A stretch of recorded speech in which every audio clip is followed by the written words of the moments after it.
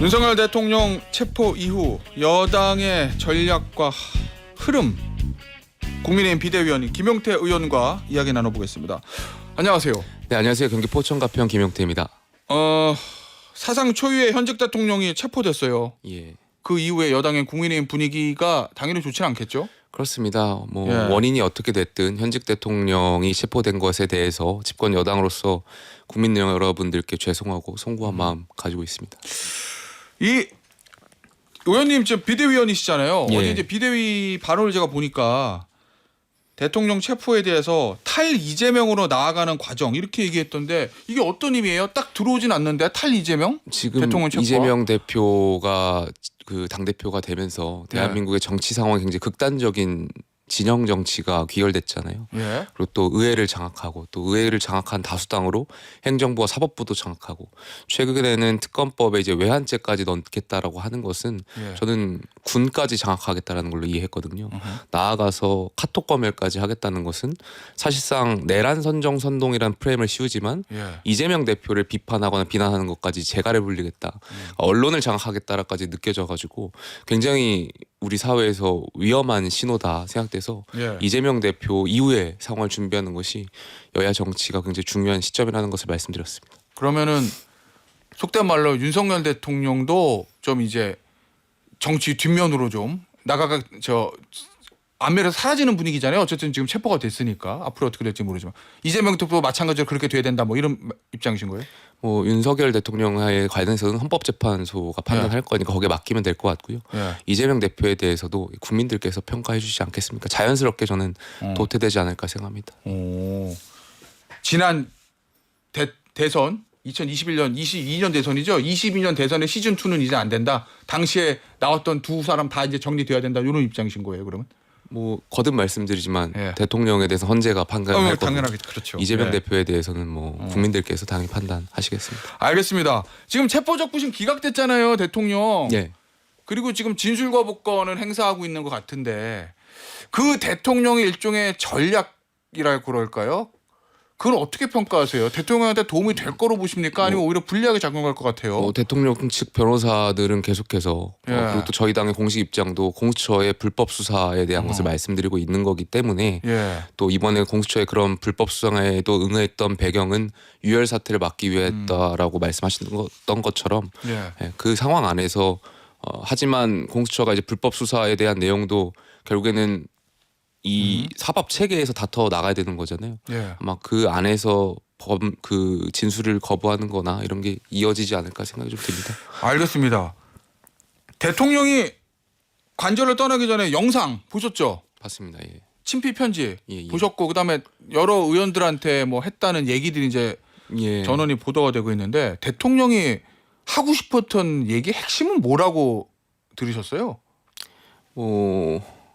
제가 대통령 편지나 예. 영상에 대해서 지금 시점에서 하나하나 다 당 지도부에 있기 때문에 코멘트하기 좀 부적절하지만 다만 저는 예. 물론 야당에서는 굉장히 비판적인 쪽으로 보시고 대통령으로서 마지막 그 체포 순간에도 그렇게 해야 되냐 예. 이런 비판들을 하시는데 그렇게 보실 수도 있겠지만 저는 인간적으로 본인이 그동안 이제 겪어왔었던 소외라든지 이런 예. 것을 좀 밝히고 그 과정 왜 이러한 판단을 했었는지에 대한 그냥 본인 스스로의 생각들을 좀 말씀드린 거 아닌가 이렇게 생각합니다. 여러 가지 평가가 있을 수 있다고 봅니다. 실제로 의원총회 어제 또 비상의원총회 하셨는데 예. 당내 의원들의 분위기는 어떻습니까? 지금 대통령이 예를 들면 체포된 거에 대한 감정적으로 좀 아쉬움, 안타까움 이런 거는 변론으로 하더라도 예. 어쨌든 국민의힘은 혹시 있을 조기 대선도 치러야 되는데 예. 그 상황에서 지금 대통령의 메시지나 태도 이거에 대해서는 의원들은 어떤 평가를 하고 있어요? 일단 당이 공수처의 불법 수사랑 네. 이제 영장이 잘못됐다라는 것을 여러 차례 지적했고 여기에 많은 의원들이 동의하다 보니까 이 부분은 계속해서 지적해 나가야 할 부분이고요. 다만 저희가 어찌되었든 12월 3일 비상계엄 선포가 잘못되었고 또 이런 극단적인 정치 상황을 군대를 동원해서 풀려고 했던 것을 분명히 잘못했다라는 것을 많은 의원들이 다 인지하고 있기 때문에 그 부분에 대한 쇄신책은 계속해서 이어나가야 되겠죠. 성찰하고 또 저희 집권 여당이지 않습니까? 그래서 어쨌든 그 비상계엄으로 인해서 아직까지도 계속 어떤 여파가 이어질 수 있는데 이런 경제라든지 뭐 외교라든지 이런 부분에 대한 쇄신책을 계속 내놔야 한다고 생각합니다. 알겠습니다. 대통령도 정권 재창출 얘기를 했어요. 국민의힘을 잘 지켜주고 정권 재창출을 부탁한다 이렇게 얘기했다는 거고. 근데 뭐 정권 재창출은 현장에 있었던 의원들 말로는 뭐 하셨다는 분이 있고 안 하셨다는 분도 있고 뭐 저도 잘 모르겠습니다. 예, 그거는 이제 전원이니까. 예. 뭐 종북 주사파의 단호히 맞설 때 우리도 정권 재창출이 가능하다 뭐 이런 얘기를 했다는 또 보도도 있고. 자, 그런데 거기에 대해서 권성동 원내대표도 이제 우리 모두 전사가 되자 이러면서 혹시 있을 조기 대선 거기에 그때 가서 민주당과 이재명 대표의 무도함을 얘기하면 늦으니 지금부터 그 얘기를 해야 된다 이렇게 얘기하거든요. 권성동 원내대표도. 대통령이 말씀하셨던 거나 권 대표께서 말씀하셨던 거나 결은 다르다라고 저는 이해했어요. 그래요? 예. 대통령께서는 이 계엄 선포와 관련된 부분이 이제 체제 전쟁으로 인식을 하시는 부분이 있는 것 같아요. 제가 느끼기에. 근데 계속해서 그렇게 가게 되면 이게 진영 논리로 가게 되는데 그럼 비상계엄의 선포가 또 이 어떤 극단적인 선택을 했다는 것을 또 옹호할 수밖에 없는 과정에 가는데 그거는 잘못되는 거잖아요. 그래서 이것을 그렇게 바라보면 안 된다는 말씀 좀 드리고 싶고요. 두 번째로 권성동 대표의 발언은 저희가 원내 지도부든 당 지도부든 계속해서 의원들께 좀 적극적인 어떤 의정 활동이라든지 이런 것을 당부해 왔었습니다. 가령 법사위에 민주당만 보더라도 거기는 이제 중진 의원들이 간사를 맡잖아요. 그러니까 그런 것들 뭐 아니면 국조특위라든지 어떤 특위를 했을 때 민주당은 중진들이 다 자원해서 오는데 저희는 초선이나 재선들이 하는 거 뭐 이런 부분에 있어서 좀 열정을 갖고 하자 뭐 이런 의미로 저는 이해했습니다. 의원님 그러면 대통령이 정권 재창출하자는 거 그 메시지는 계속 이제 체제 전쟁 얘기를 했다고 평가를 하시잖아요. 제가 추측하기로는 그러면 대통령이 원하는 정권 재창출이라는 게 일반적으로 대통령들이 기존에 많이 해왔던 나를 밟고 가서라도 나를 반대되는 노선을 가더라도 반드시 대선에서 이겨주십시오. 이게 아니고 내가 주장했던 거 내 얘기 이거를 받아들이면서 나와 함께 정권 재창출하자 이런 의미라고 받아들이시는 거예요? 그렇게 가게 되면 결국에는 그러니까 대통령의 의도는 그거라고 보시는 거예요? 뭐 감히 저는 그런 부분이 없지 않아 있지 않겠나 생각하는데 뭐 제가 지도부에 있다 보니까 그걸 뭐 어떻게 딱 평가하기가 좀 어려운 부분이 있고요. 다만 정말 그렇다고 하더라도 당이 거기에 같이 가거나 매몰되면 조금 전에 말씀드렸지만 계엄 선포가 어쨌든 저희가 잘못됐다라고 생각하는 건데 그런 인식을 갖게 되면 이게 옹호하는 스탠스로 갈 수밖에 없는 거잖아요. 그건 잘못된 부분이니까 그런 체제 전쟁이라는 인식에서 좀 벗어나야 되지 않나 저는 생각이 듭니다. 자, 그러면 지도부시긴 하지만 거칠게 좀 얘기하면 조기 대선에 만약에 있다고 하면 뭐 권성동 원내대표도 그거를 염두에 두는 것 같습니다. 지금 조기 대선 있다고 하면 대통령을 끝까지 안고 가야 된다 아니면 버리고 가야 된다. 조기 대선이 있다고 하면 글쎄 뭐 그 자리 제가 이 자리에서 그걸 답하기는 좀 어려울 것 같습니다. 근데 자연스럽게 그거는 국민들이나 저희 또 특히 지지층들이나 자연스럽게 뭐 여론조사라든지 이러한 수치들로 평가가 되지 않을까 생각이 듭니다. 알겠습니다. 어려운 질문을 자꾸 하시네요. 지도부시기 때문에 대답하시기가 좀 어려운 것 같습니다. 마음속에 답은 정해놓으신 것 같은데 아무래도 지도부이기 때문에 조금 부담스러우신 것 지도부 같아요. 벌써 세 번째입니다. 그죠? 직업이 비대위원이 너무 어렵습니다. 특히 가장 어려운 지도부인 것 같습니다. 지금 제일 어려운 지도부긴 하죠. 자, 여론조사가 나왔어요. MBS 여론조사. 앞서도 제가 말씀을 드렸는데 당 지지율이 굉장히 잘 나왔거든요. 왜냐하면 대통령이 지금 탄핵 심판 가 있고 현직 대통령 최초로 체포됐는데 어쨌든 제1야당보다도 높게 나왔습니다. 저 이 오차범위 내긴 하지만 이거 어떻게 받아들입니까? 당 지도부는 굉장히 신중하게 보고 있습니다. 그리고 원인을 찾는 데에 신중하게 계속 보고 있고요. 물론 이제 많은 언론에서 보도되는 걸 보면 상승세에 있는 것은 분명한데 그 원인이 무엇일지에 대해서는 저희가 단정하기는 어려울 것 같고요. 다만 아무래도 지금 같은 상황에서는 지지층이 결집하고 있고 이재명 대표는 안 된다라는 그런 생각들이 좀 결부된 여론조사가 표출된 거 아닌가 생각합니다. 자, 이 지지율 상승에 어제 이제 비공개 의총에서 일부 의원이 이런 얘기를 했다고 보도가 돼 있거든요. 열렬히 응원해주는 지지자와 열심히 호흡 맞추자. 예. 요 의원에 대한 다른 의원들의 이 발언에 대한 다른 의원들의 반응은 어땠어요?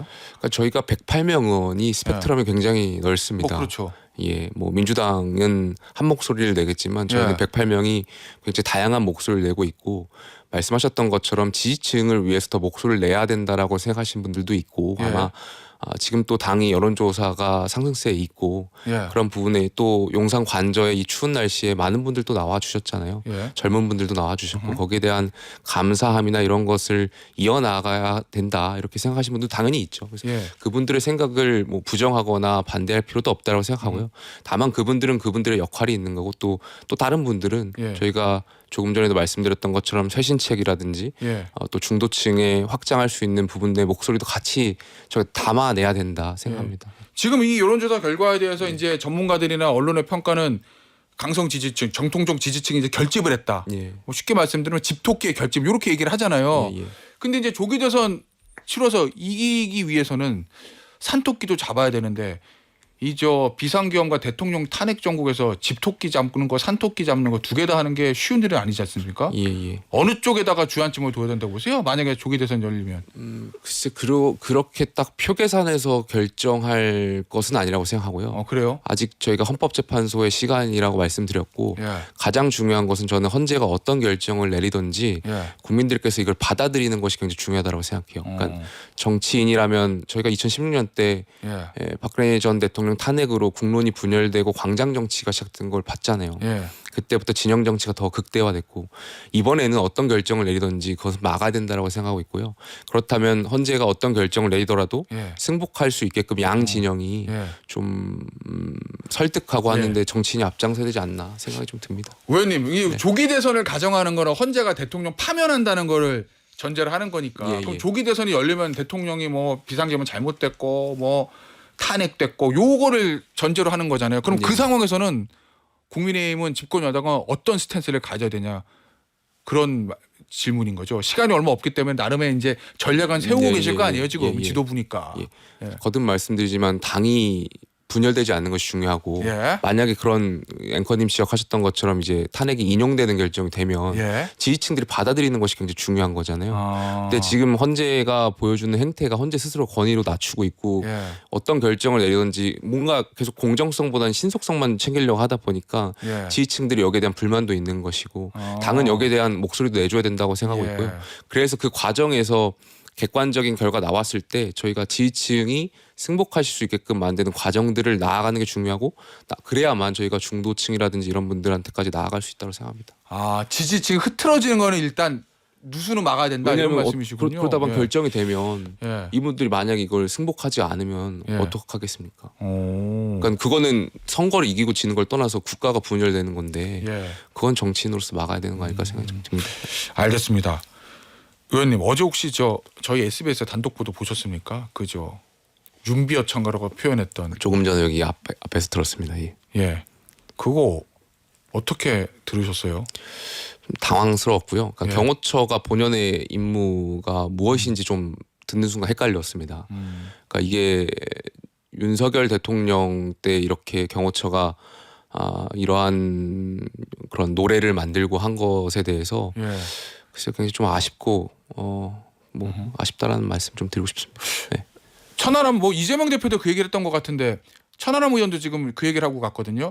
이거 경호처에 대해서 대통령 직속으로 두는 게 아니라 뭔가 경찰로 이관하든지 다른 부서로 이관하면 뭔가 좀 대책을 세워야 되는 거 아니냐라는 정책적인 제안들. 경호처를 폐지하고 이제 경찰로 이관하자는 논의는 여러 차례 있어 왔고 뭐 그러한 논의는 충분히 진전될 필요도 있다라고 생각합니다. 알겠습니다. 계엄특검법 국민의힘 표현으로 계엄특검법입니다.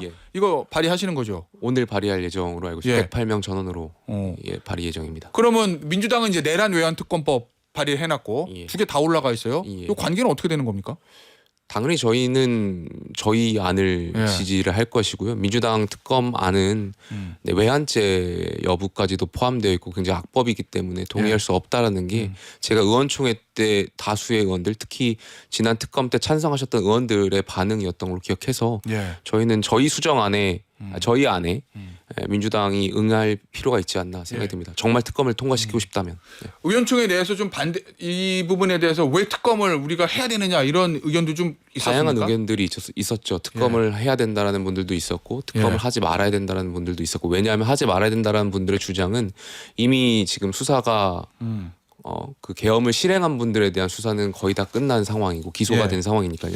결국엔 대통령의 수사만 남아 있는 상황에서 어찌되었든 지금 공수처에 지금 체포가 되어 있는 상황이고 특검에 실익이 없다라고 주장하시는 분들도 있고 특검이라는 것은 예외성, 보충성을 할 때만 가능한 것이다라는 이런 논리들 말씀하셨고 찬성하시는 분들은 저희가 계엄에 관련해서 정확한 조사와 수사가 필요하다는 말씀들 있었습니다. 알겠습니다. 마지막 질문 될 것 같은데요. 어제 이제 보니까 야당 민주당에서 이제는 김건희 여사를 구속시켜야 된다 이런 얘기가 나오기 시작했더라고요. 박지원 의원도 그 얘기를 했던 것 같고 그 야당의 스탠스는 어떻게 평가하세요? 이제는 김건희 여사다. 하나만 좀 먼저 하나라도 마무리 짓고 스텝 바이 스텝으로 나갔으면 좋겠어요. 이 혼란스러운 상황에서 특검법, 계엄 특검법 관련해서도 지금 협상이 제대로 안 되고 있는데 민주당 계속 막 난사질을 하고 있는 것 같아요. 그러니까 그러다 보니까 지지율이 오히려 역풍받고 대행에 대행 탄핵시키고 뭐 온갖 탄핵과 입법 폭주와 그러다 보니까 지금 민주당의 지지율이 그 모양 그 꼴 아닌가 생각이 좀 들고요. 민주당도 저희도 반성해야 되지만 민주당도 반성해야 될 부분이 있다고 생각합니다. 알겠습니다. 짧게. 지금 개혁신당 내부 갈등 있잖아요. 그거 어떻게 보고 계세요? 다 예전에 가까웠던 분들이시잖아요. 지금도 물론 가깝겠지만. 계속 질문이 어려운 질문만 하시네요. 뭐 알아서 잘 마무리되겠지만 제가 좀 드리고 싶은 말씀은 이준석 의원께서 지도자시나 그 당의 지도자시고 하면 품는 모습들이 좀 필요하지 않나 생각해요. 왜냐하면 뭐 물론 이제 잘잘못이 누군가에 다 있겠죠. 하지만 그래도 뭐 대선을 준비하신다고 하셨는데 계속해서 이제 갈라지는 모습들을 보이면 많은 국민들께서 지도자로서의 어떤 품격이라든지 역할에 대한 부분에서 조금 괴리감이 있을 수도 있지 않을까. 그래서 뭐 적절히 전 잘 대응하시지 않을까 생각이 좀 듭니다. 알겠습니다. 오늘 인터뷰 여기서 마무리하도록 하겠습니다. 지금까지 김용태 국민의힘 비대위원이었습니다. 의원님 감사합니다. 감사합니다. 저는